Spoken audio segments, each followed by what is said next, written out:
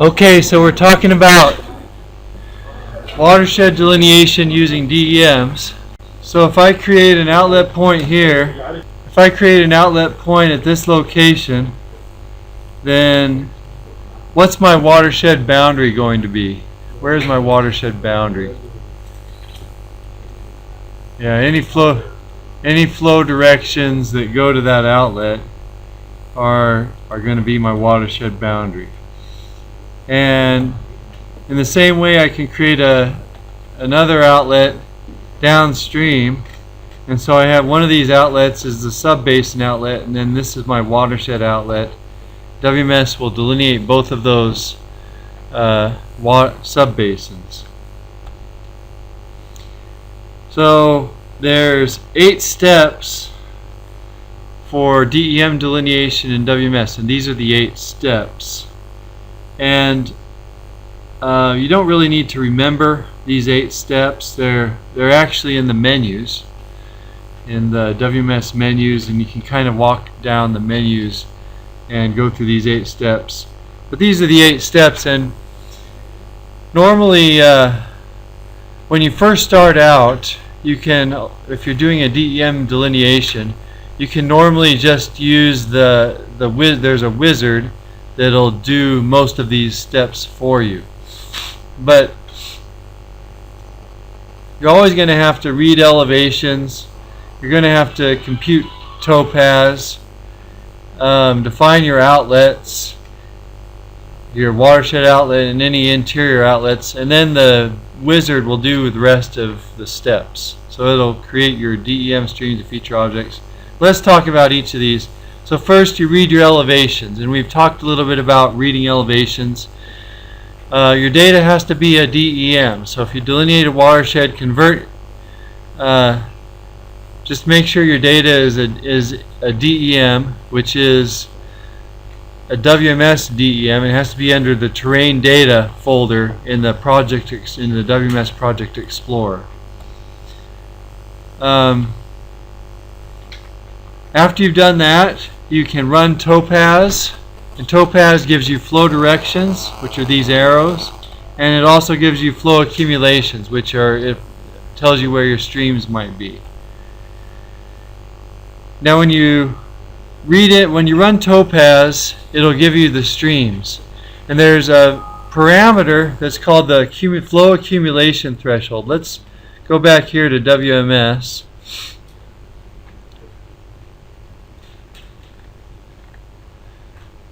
Okay, I'm going to trim this DEM just to make it a little bit smaller area.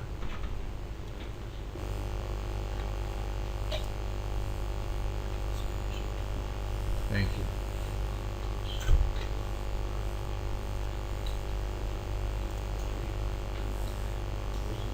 And so these are some contours. Let's run topaz.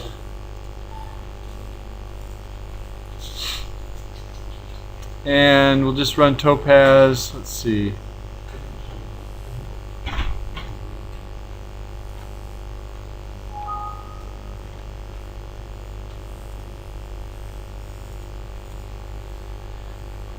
So I'm just going to hit OK, run topaz. Oops.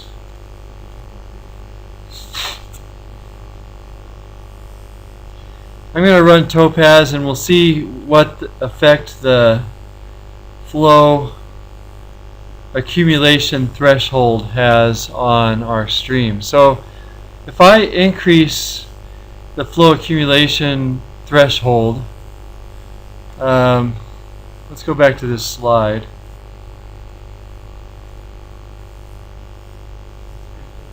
Yeah.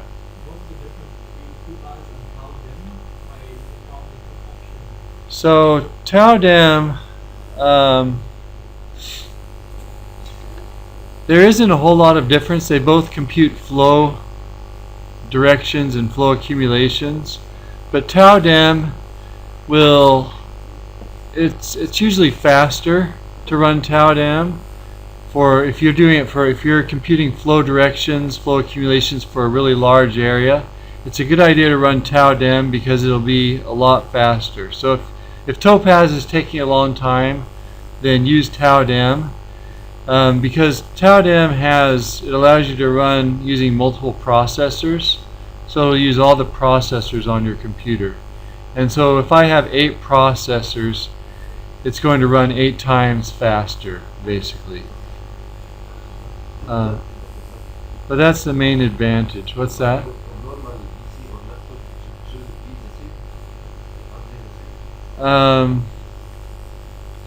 Topaz or DEM is usually going to be faster even if you don't use the multiprocessors. So it'll usually be faster, but we tell people to use Topaz. Topaz has been used for years to get the flow accumulations, and the people that developed Topaz did some extensive research to figure out the best way to get stream locations in flat areas. So a lot of times you have flat areas, or you might have pits, which are just, they actually aren't pits in your watershed, but they're pits in the data, so they're low points in your data, and Topaz takes care of all those. DEM will do some stuff to take care of all those things, but Topaz is a little bit better. They've done more research with Topaz. So normally I guess I would recommend Topaz, but if your computations are taking a long time, then you can use DEM. So either one. They both do the same thing. Topaz is just a little bit different. It's a little bit better with the computations, but it's not as fast. It's slower. So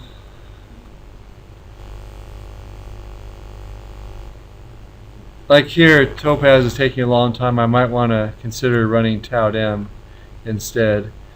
But I'm just going to continue on. So if I increase the threshold, then how am I going to have more streams or fewer streams? So if you think about the threshold, and by the threshold we're talking about the area that is required to create a stream, the area of land that's required to create a stream. So here it's 0.05 square kilometers. If I increase that to 0.25 square kilometers required to create a stream, then I'm going to have fewer streams, right? And if I increase it some more, then I'll have even fewer streams, to 0.5. And same thing, if I decrease the value, then it'll give me more, WMS will give me more streams. So I can decrease it or increase it. Okay.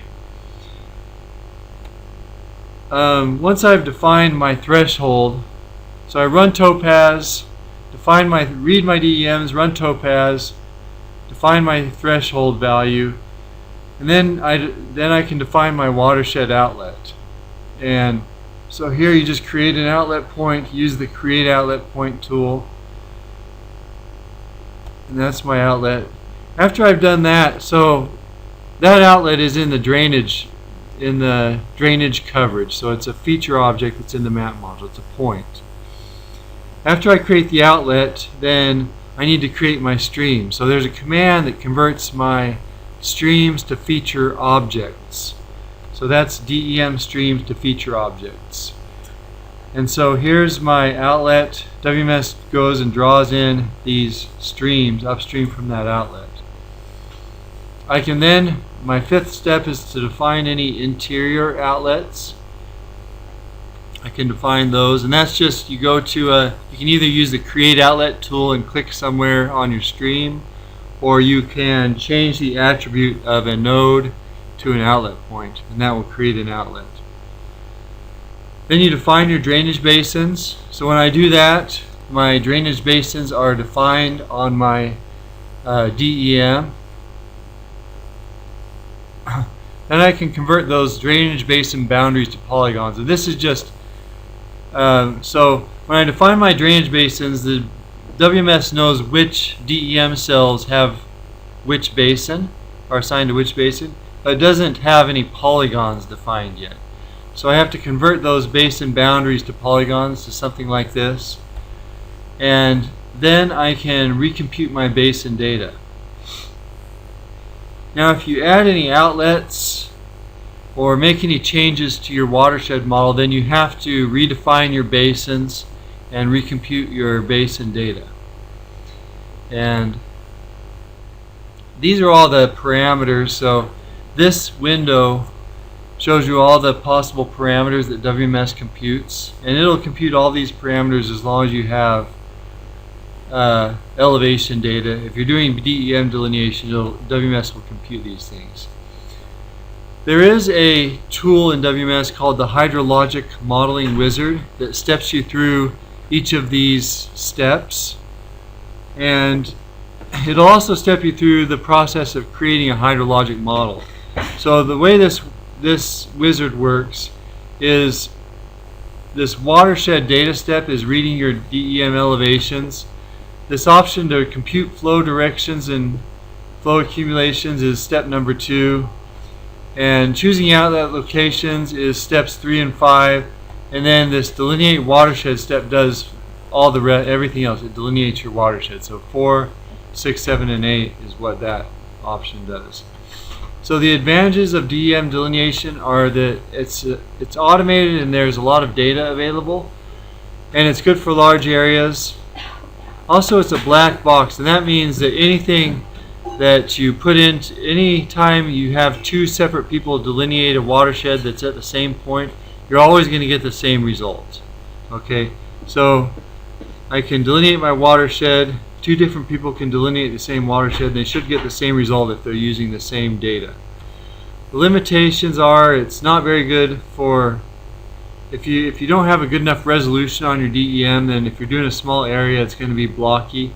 And being a black box means it may not. You can't change the results, or it's very difficult to change the results. So let's. Okay. So if I need the same area of DEM using the WMS, and I did it for the ArcGIS methodology, would I have the same result of It'll be close, but I don't know. I can't guarantee. I think they use Topaz also. I think ArcGIS uses Topaz or something like Topaz, and so you should get the same, pretty much the same result. Right? I have read this before. The different for the flat area streams are seriously different because the ArcGIS and they are different in collecting and distributing the stream. So some streams ended in WMS, but in the case it goes to continue with another stream to the other page. Okay. Maybe I can find you. I have both audios. Maybe I'll show you tomorrow. Okay. even always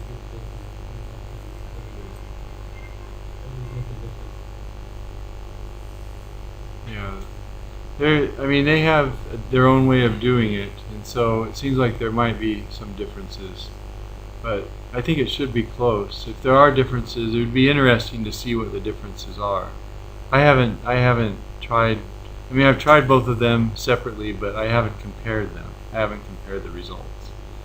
So that would be interesting. So we've already done watershed delineation using this. Let's try it out here. So here I've run Topaz, and I'm going to delete some of these other DEMs.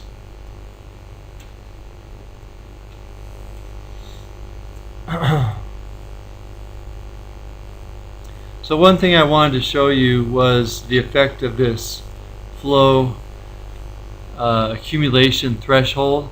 So right now you can kind of see these. You see these streams. They're actually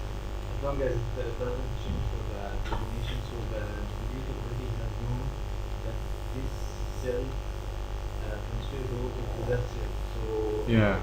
when the delineation starts calculating the night concentration, so he should start from that way. Well, the time of concentration uses the length of the stream to compute it. And if the length of the stream changes, then the time concentration will be a little bit different. So it's kind of up to you to decide how long you want to make your stream, or how many streams you want. So anyway, we'll talk about it later. Pardon?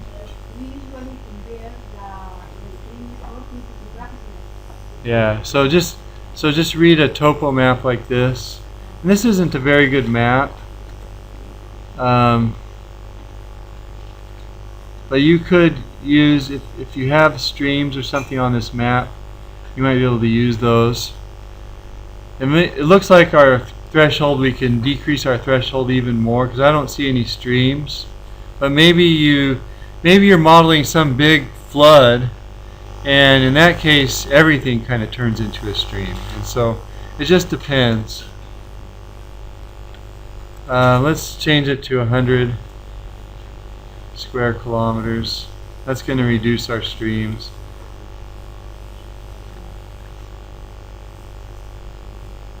I don't know, I don't really see any streams on this topo map. Let's just go with that, and we will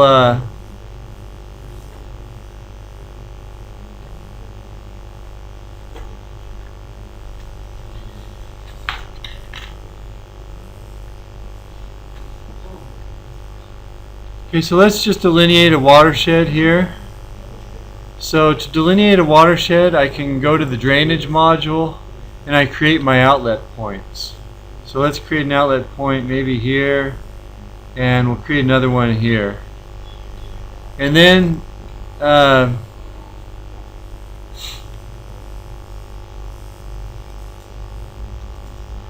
just run the wizard.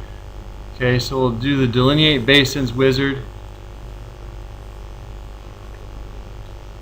And then it does some things.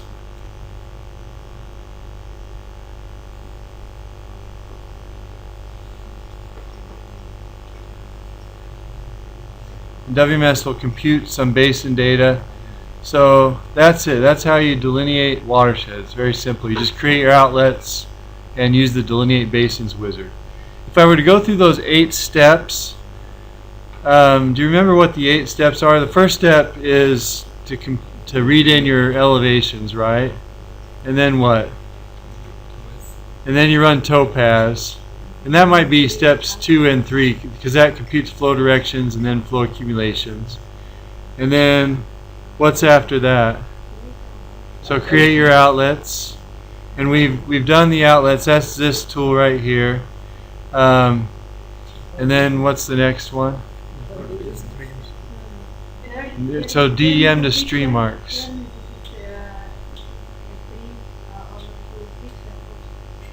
Right. So DEM to stream arcs, and we haven't done that command, but this delineate basins wizard does that command and then everything else. It computes your basin data, but that command is actually in this menu, so I can go DEM to stream arcs, and what that does is it creates these streams here. So it creates these stream arcs. Like this stream, this stream. These are arcs that represent my streams. So that's what that command does. Okay? And then, what's after that? Yeah, so you can add, I guess, we've kind of added all the outlets at the beginning, but you can also add you can add your basin out, your watershed outlet at the beginning, and then add interior outlets if you want, after you've done your streams, or you could just run it all together. So the next thing is define your basins, and that's this command, And then you select basins to polygons. That's the next thing. And then what's the last thing? Yeah, so compute basin data is the last thing. And so that's your 8 steps. It has some other options in here, but basically the 8 steps are in this menu right here. And once you've run Topaz, created your outlet points, you can usually just go here and do the delineate basins wizard like I did, and then it'll delineate everything, and that basically does everything. So I guess if you were to change it to use the wizard, you would first read in your DEMs, then you'd run Topaz, and then you would create your outlets, and then you would do the delineate basins wizard. So really there's only 4 steps that you'd need to worry about for delineating a watershed using DEMs. So any questions about that, about delineating a watershed using DEMs? It's not hard. You just create your outlets and there it is. So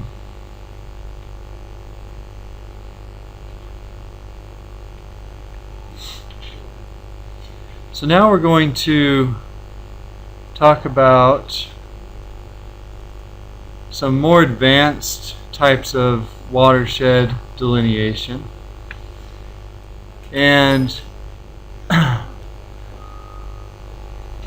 sometimes you're going to have roadways, embankments, maybe railroads, and just structures that get in the way of your watershed delineation. So you're not delineating a rural area, maybe you're delineating an urban area, and there are structures like embankments and things like that that get in the way of your flow in your watershed. And so you need to model those structures, but maybe they are not included in your DEM elevations. So your DEM does not have that information in the DEM.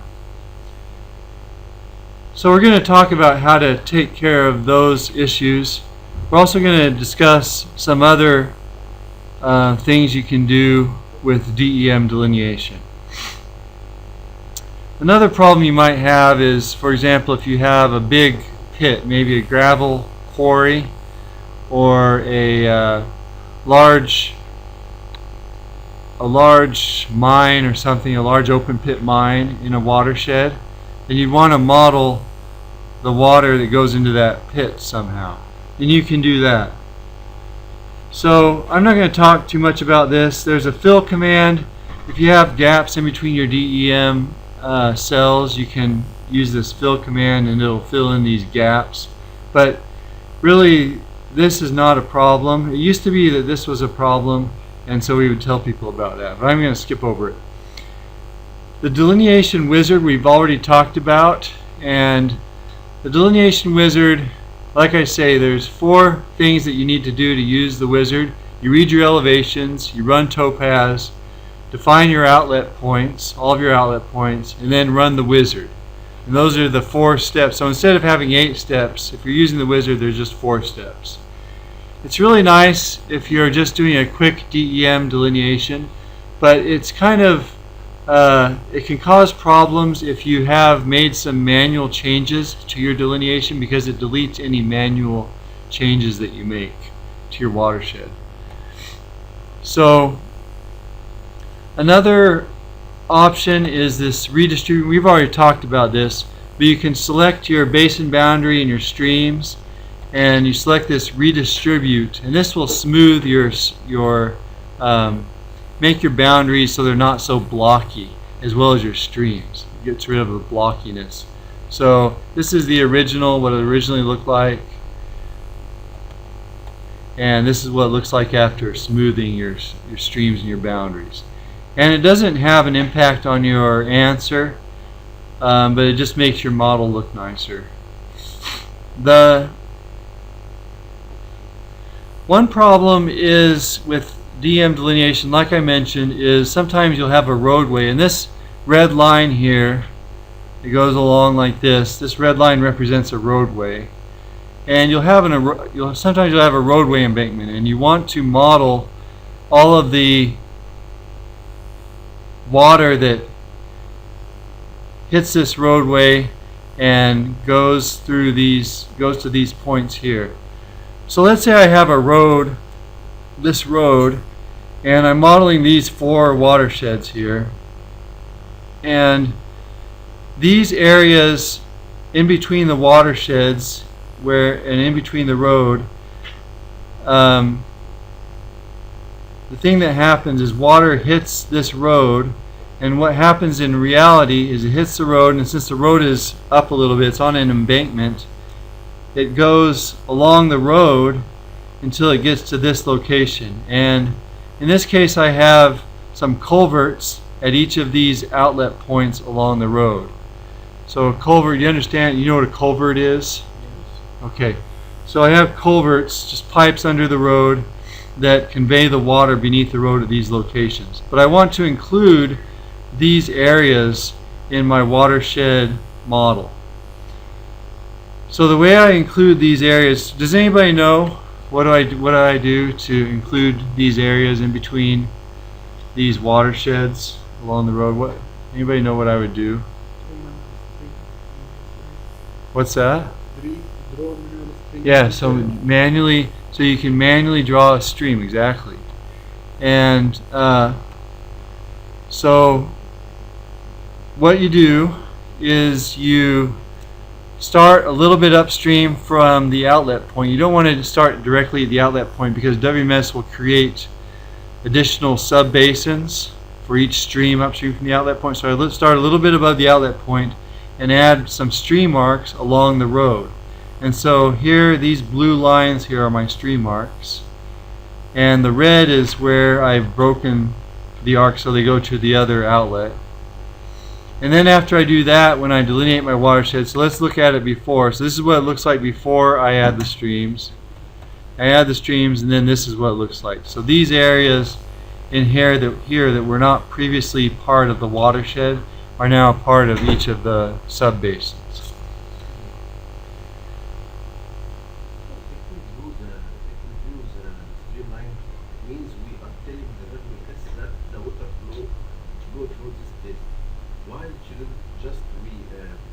Simulate the rainfall and let the flood itself came and just define the road, and it has high altitude, and it calculates the change of direction of the movement.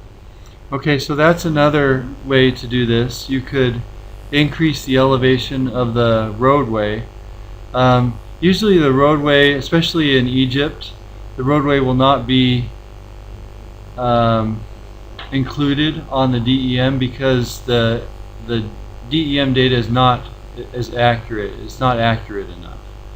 And so you have to somehow take care of the water that hits the road. Maybe if the roadway is on an embankment, you'll have to take care of that water, account for it. And you could change the elevations on the DEM. The only problem with changing the elevations is that any water that hits that higher elevation may or may not go over the road, because when you run Topaz, it can compute flow direction in 8 different directions, so diagonally. And if I just draw a line for the road, it could diagonally go across the road, even though you've included the roadway on your DEM. I don't know if that makes sense. It's hard to explain, but I can talk to you later about that. What we usually recommend for people is don't change the DEM elevations, just draw in these stream arcs. The roadway is not it has some curves, vertical curves, which means through this arc you just draw by yourself. Some water at some locations could pass the road, and in other locations it couldn't. Yeah, so if you have good enough elevation data, then you could include the roadway in that elevation. We can survey longitudinally the road only using a station or something, so we can make a longitudinal data for the road, and then I think it's possible to add a shape file with line of Yeah, it is. So that should be more relevant to the reality. Okay, you could do that, but it may not work. Okay. Actually, it makes sense what we said. If you have the elevation of the road, okay, and we make a layer of this road, and then we are able to define the elevation of each pixel in Mhm. the DEM. Mhm. So I assign the altitude value for the road. This is what we meant, right? So like that, like defining the DEM, the real elevation along the road. Yeah, you can do Of course, that. it will affect the delineation. So you're saying that I can go here. Oops. I can go here to WMS, draw in a road, whatever, maybe that's my road, and then you can go in and edit the DEM elevations. Maybe you know that the roadway is 120 or something, but maybe it changes. You know, you define your vertical curve.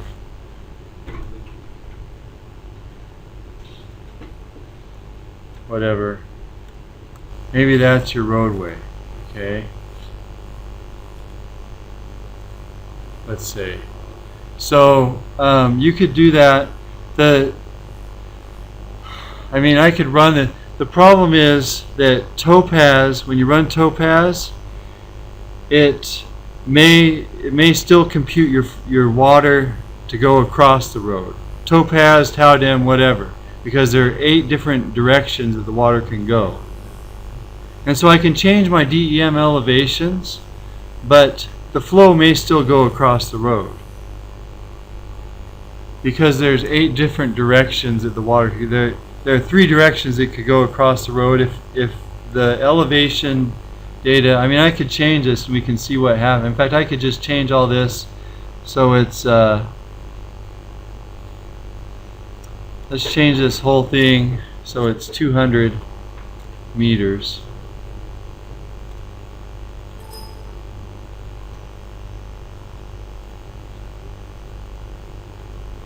Does that work?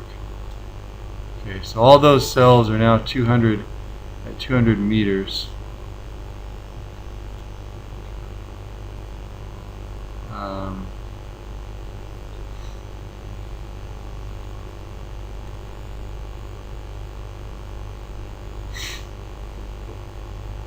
And then we can rerun Topaz. Let's see what happens.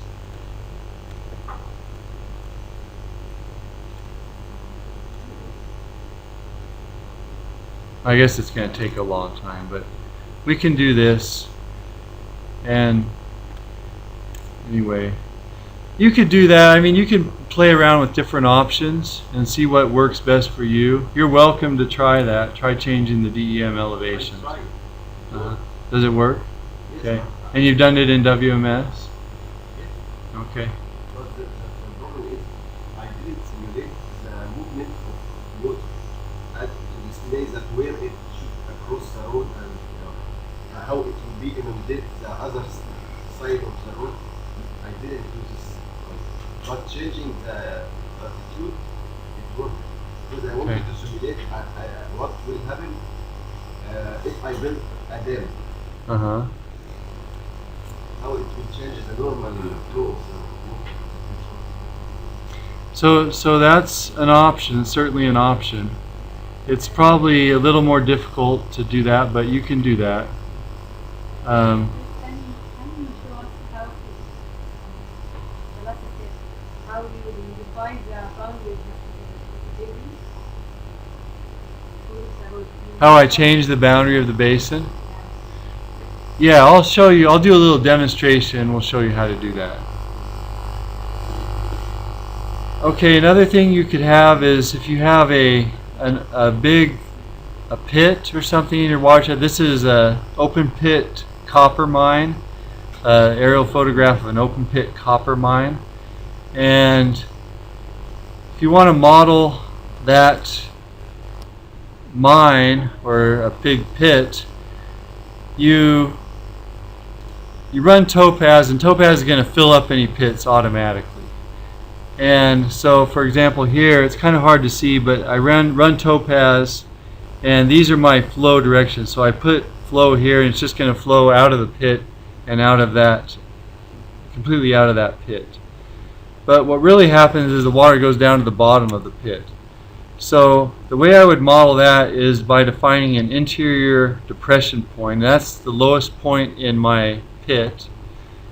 And you can define that using this option here. There's a DEM point attributes. I can select, set that to be a depression point, and that'll create a pit there. And then I can, after I've done that, I rerun topaz, define a small stream segment, redefine my basins, and then do those 8 steps. So basins, define my basins, convert to polygons, and then recompute my basin data. When I do that, and this is, you define a little stream segment, then you get this for a boundary. Okay, this is your watershed boundary. There are a lot of DEM attributes you can set, and this is the DEM point attributes. You can change flow directions and also depression point. When I create a stream, WMS automatically changes the flow direction. So I don't need to go into each cell and change the flow direction, but you can. So in this slide, you can see I have some computed flow accumulations here that come down like this, and here and here. But on the topographic map, I have some streams that actually come over like this. And so WMS didn't compute the correct flow directions, and I can change the flow directions by just changing the flow direction on each of these cells. So for this cell, I'll select this cell right here, go to the DEM point attributes, and I can change the flow direction from this direction to this direction. And then I can go to this other cell that has the wrong flow direction, select that and change the flow direction to that direction. And then I'll recompute my flow accumulations, because my accumulations will change if I change flow directions, and then this is what I end up with. So I have streams that go in the right direction. You're not going to do that very much. It's easier just to add in to manually change your streams. But you can do that if you want to change individual flow directions. Yeah, it's probably easier just to define the streams. That's what I would do.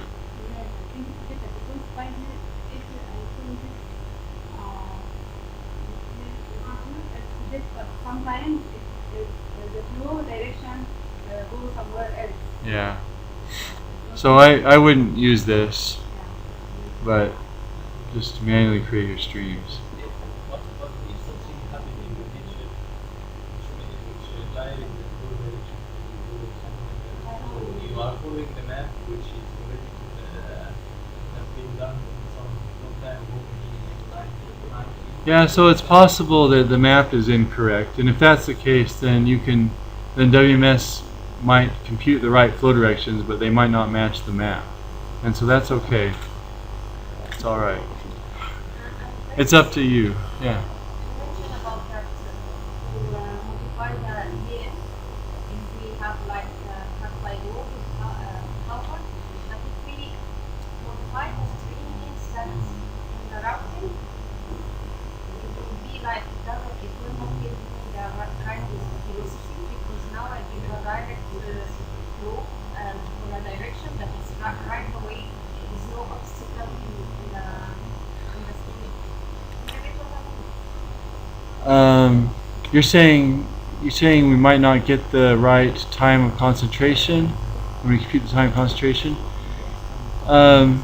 Yeah, so that's possible. Usually the time of concentration is based on the longest flow distance in your watershed, and if you modify the streams, the part that you modify is usually not the longest flow distance. So usually it's down close to the outlet point, and the longest flow distance will go toward the top of your watershed. And yeah, the velocities on the streams that you add will not really be used for the time of concentration calculations. They're not really used for anything. It just, the only thing that they're used for is delineating your watershed. So it wouldn't, I don't know, does that answer your question? Not really, but maybe when you go for routing, it will be You're talking about for routing in between, for stream routing in between outlet points. yes.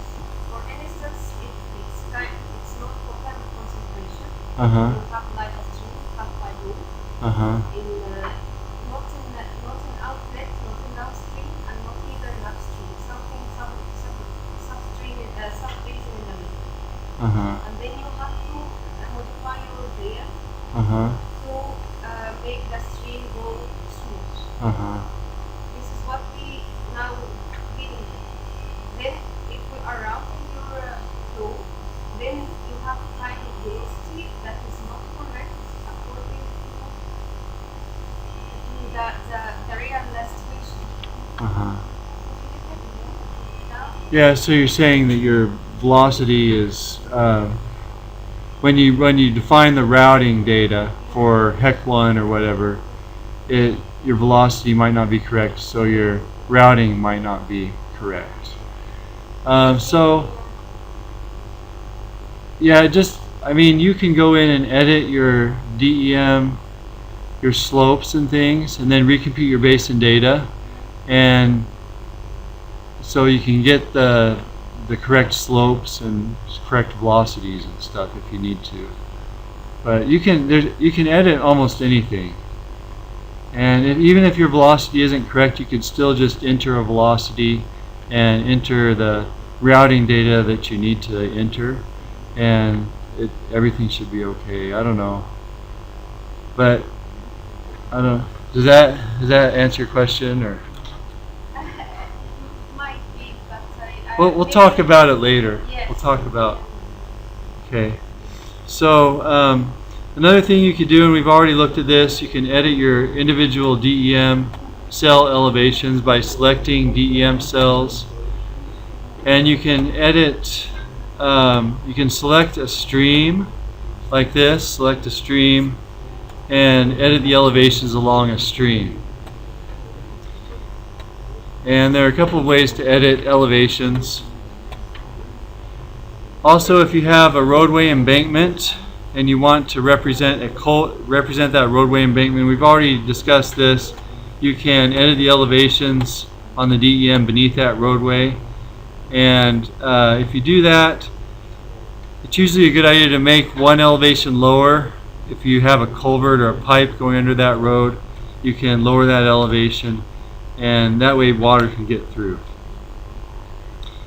Another thing you could do is define an elevation versus storage curve, and that is used for detention basin routing. So you define a curve of elevation versus storage, and WMS will compute this curve if you have digital elevation data. You can also create a time computation coverage, and a time computation coverage is used for computing your time of concentration. You can also create storage capacity curves, and this is used for routing hydrographs, create time area curves. Anyway, yeah. For the division storage curve, Okay, an elevation versus storage curve is a, what's that? I'm showing you the stream. It has a interval around the road. Okay, so it did go around. And now we're looking for the slide of the division storage curve. You want to know how to do an elevation versus storage curve? Yes, and its benefit. Where we should use it. Oh, where do you use it? Okay. I think it depends. We're going to talk about where to use the elevation storage curve, but to compute an elevation storage curve is pretty simple. go to the hydrologic modeling module. Go to this, go to one of your outlet points, select an outlet point, go to calculators, and then there's this detention basins command. Okay? And it's not just detention basins, but it's also for reservoirs. You're doing your modeling a reservoir. You're just getting a plot of how much water can be stored at different elevations. So let's go to detention basins. And then when I click define here, WMS will bring up this window. And in this window, just a second here. Okay. So let's go back to that. Detention basins, define.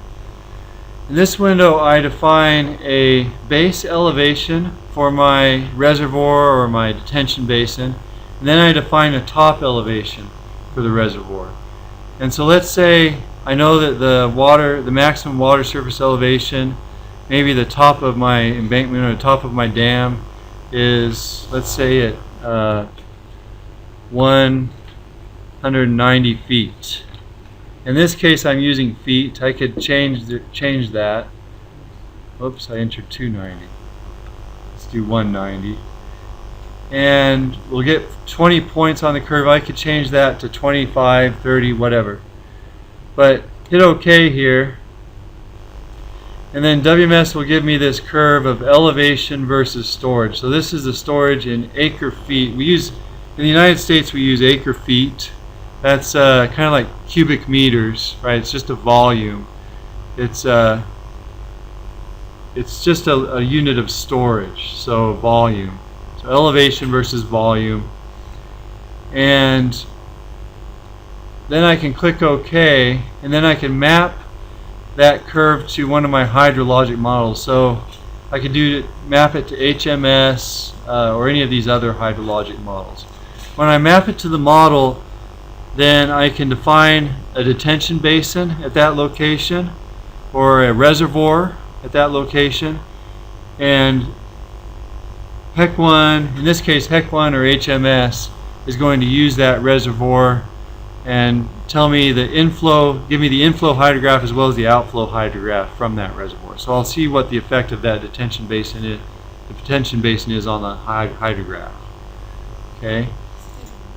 Yeah.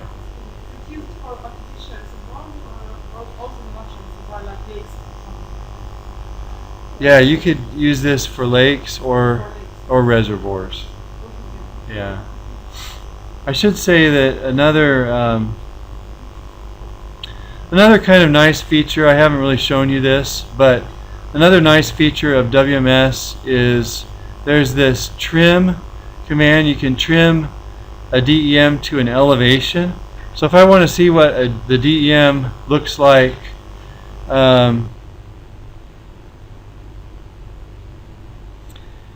with the reservoirs, if I want to see what that reservoir looks like, I guess it was not 190. Let's go back. So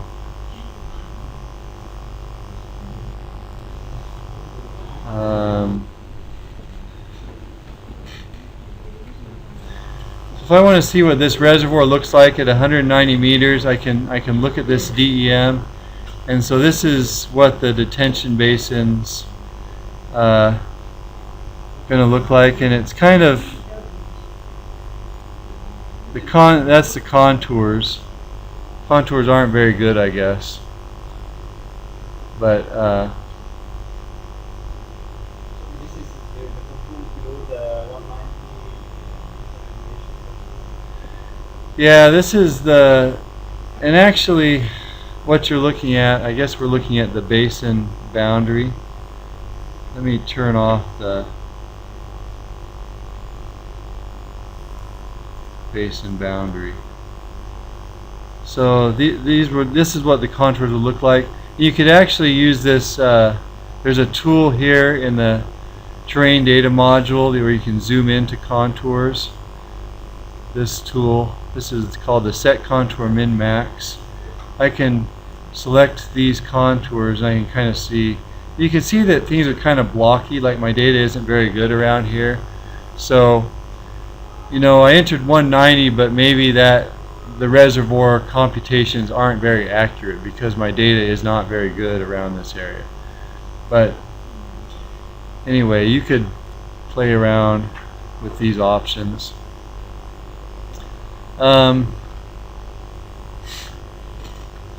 So we've seen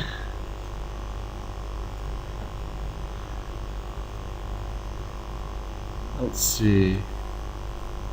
So we changed the elevation, the DEM elevations. To edit DEM elevations, I just go to the map module, select, if I want to edit the elevations along an arc, I can select an arc and edit those DEM elevations like we did here. And you can see that the flow direction, the flow accumulation cells actually changed through here. So this, the red is what they were originally. That's where my original stream was, but then I changed the elevations and the flow accumulation changed. So if I want to account for that change, I can rerun, I've already rerun Topaz. I can just redelineate my watershed here. So I can go to the Delineate Basins wizard. Actually, let's do the individual steps. We're going to go DEM to stream arcs.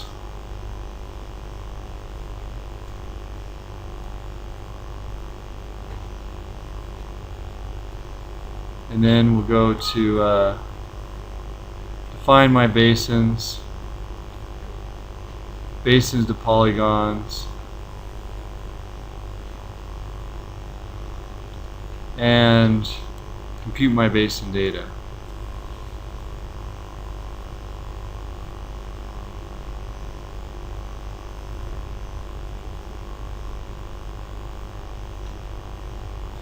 So that's if I manually change some elevations. I could also add in some of my own streams. Maybe let's say that I know down here at the bottom of my watershed I have a roadway embankment.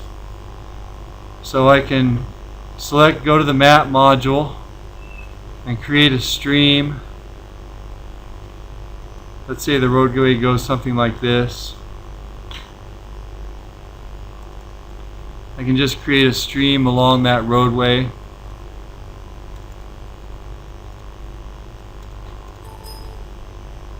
And then redefine my watershed. So in this case I don't want to use the wizard because I've manually created some stream arcs. So I'll just go to define basins. I'll redefine my basins. And that doesn't seem to do anything, but really what it does, I have my DEM basins turned off, so I'll turn on my DEM basins. So that includes this additional area in my watershed. You can see this line here. So one thing to remember is that both my DEM has which watershed each DEM cell belongs to, and also I have polygons in the map module. So I have DEM watersheds, and I also have map module watersheds. And you have to keep those watersheds in sync. And anyway, so I've delineated my watershed on my DEM, but I need my polygons in the map model. So define my basins first. I've done that. I select basins to polygons. So just going through these 8 steps. And then I go to compute basin data.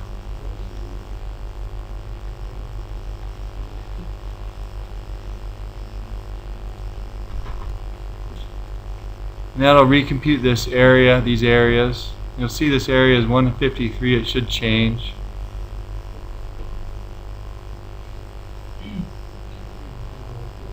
So now it's 236.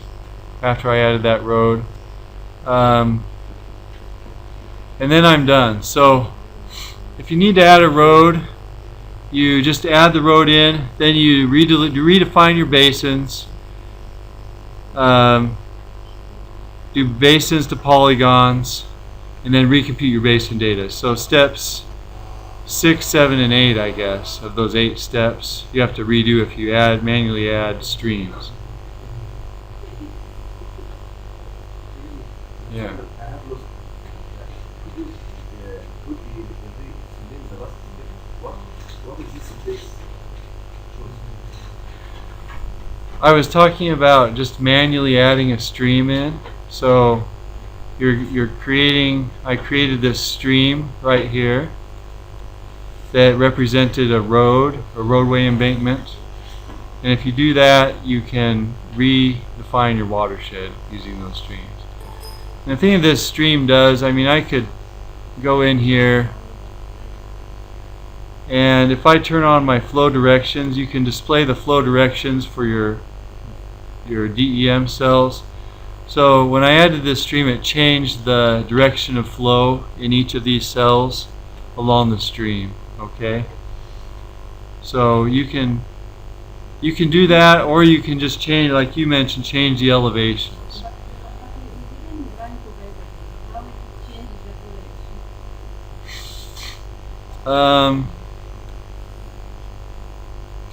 It changed the flow directions when I redefined my basins. So WMS just internally changes the flow directions so they're in the correct direction. So they go along that stream.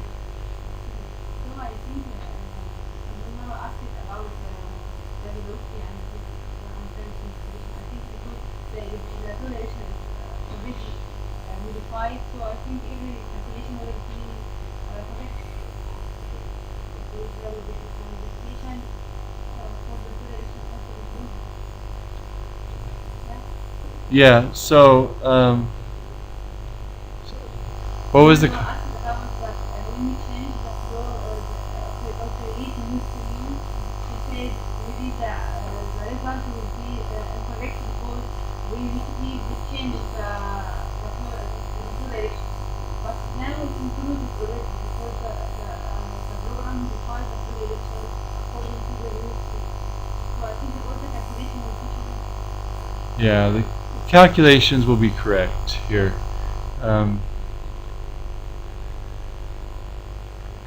Yeah, I can't think of any case where they would not be correct if I added this stream in. So you can go ahead and manually add the stream in and the calculation should be correct. Or you could change, like you mentioned, you could change the elevations manually. And then but then if you do that, you have to rerun Topaz and then go through all those steps again. So if I change the elevations, then I have to run Topaz, redo my streams, my DEM to stream marks, and then redelineate my watershed. If I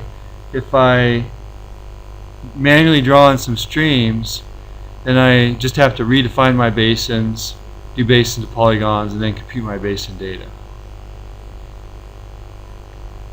Okay, so there are a couple of options. Another thing that you might have is maybe your basin boundary is not correct and you want to change your basin boundary. So to do that, it's not hard. You just select this Create Feature Arc tool, and let's say this basin boundary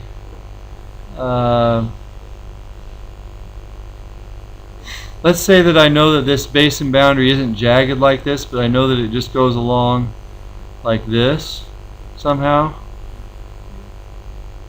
And you just create that basin boundary. Now this is currently set to a stream arc. I'm going to change that so it's a generic arc.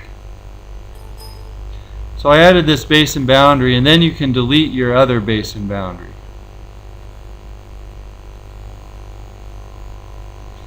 Okay, so that deletes the other basin boundary, but now I no longer have a polygon. Okay, because that basin boundary is part of my polygon that represented my watershed.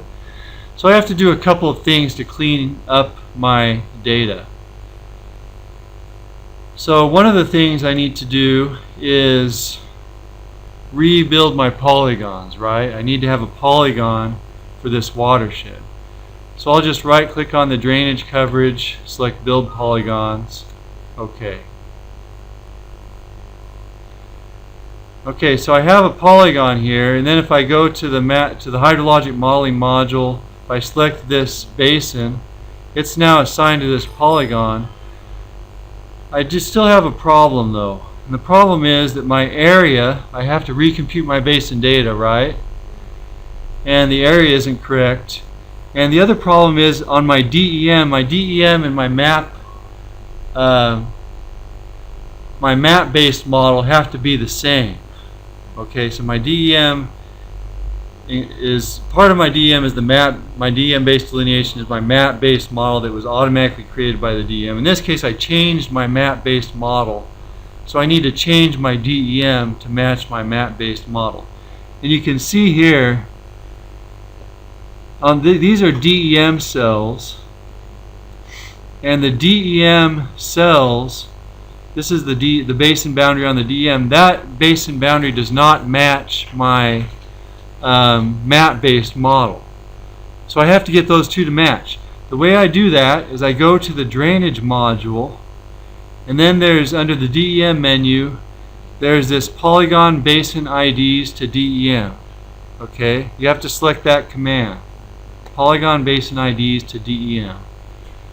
WMS goes in and figures out which DEM cells are inside of which polygons in my watershed, and it assigns those cells to those basins. So you're going to see after this is done, it's assigning my polygon basin IDs to the DEM. After this is done, it's going to change the basin boundary on the DEM. So these cells now are all part of the lower basin that I changed. Okay, so polygon basin IDs to DEM. So that way you can just manually change the basin boundary.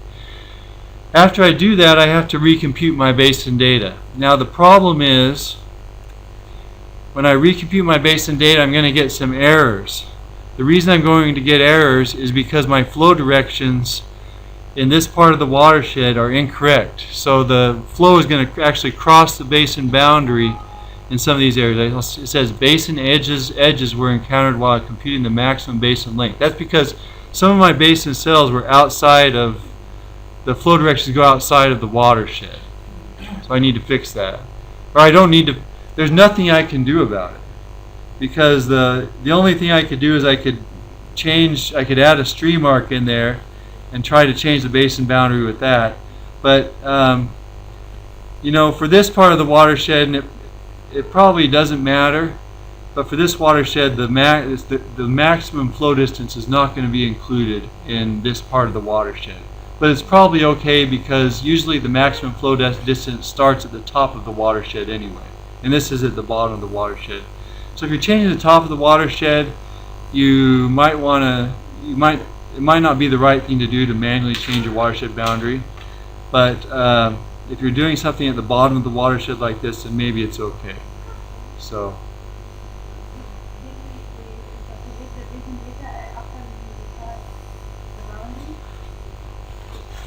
What's that?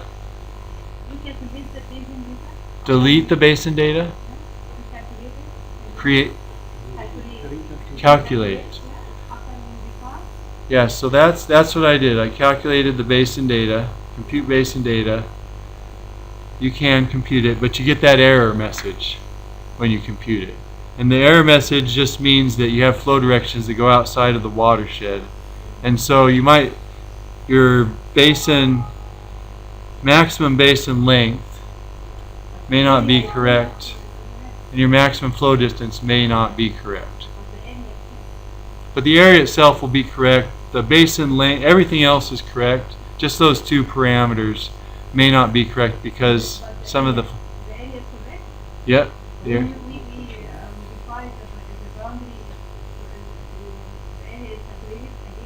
Yes, it recalculated the area. It changes the area, it changes everything it needs to change. It's just that your maximum flow distance, that's used in the time concentration.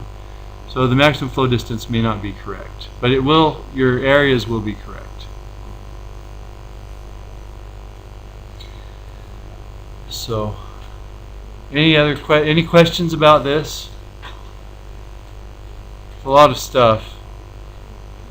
So I'm just trying to give you some tools. So these are some tools you can use to modify your delineation. If you need to modify your watershed delineation, if you know that it's not correct, you can change it. And it's good for urban areas. If you're working in urban areas, then sometimes your roadways have embankments or railroads or things like that, and so you'll need to incorporate those roadway embankments, or even detention basin embankments or whatever into your model. And so this is how you do it. You can add streams, you can change elevations, you can actually change your watershed boundaries if you want. So there are a lot of different options. So any questions before I continue on? I guess we probably ought to take a break for 10 minutes. So this is a short break we're going to take.